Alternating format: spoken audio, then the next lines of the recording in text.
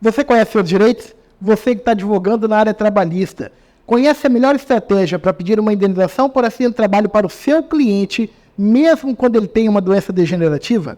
Vem comigo. Primeiro a gente tem que distinguir a doença profissional e do trabalho da doença degenerativa.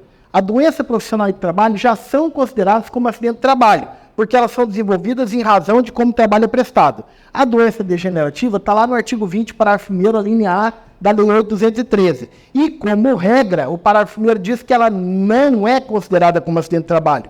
Tá, Wander, mas então como é que eu faço para pedir uma indenização por acidente de trabalho nesses casos?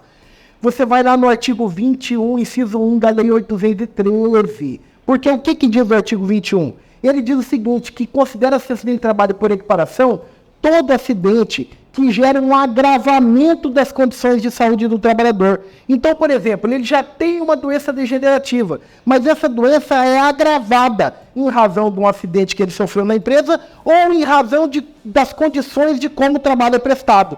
Então, nesse caso, você vai enquadrar a situação de saúde dele, que gerou a incapacidade dele, lá no acidente de trabalho por equiparação do artigo 21, inciso 1 da Lei 8.213. E muita atenção nesse caso. Como que você tem que construir a petição inicial?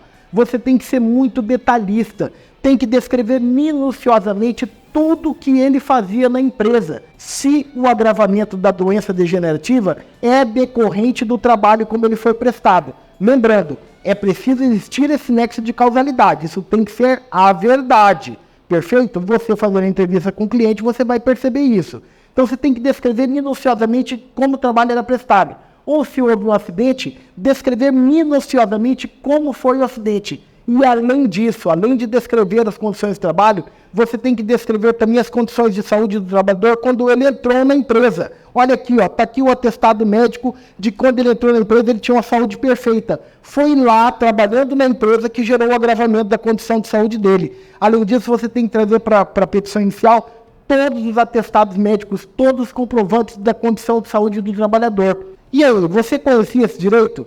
Quer fazer parte desse movimento para ajudar outras pessoas a conhecer os seus direitos e saber como lutar por eles? Tem um advogado da sua confiança? Manda esse vídeo para ele. E, é claro, segue e compartilha.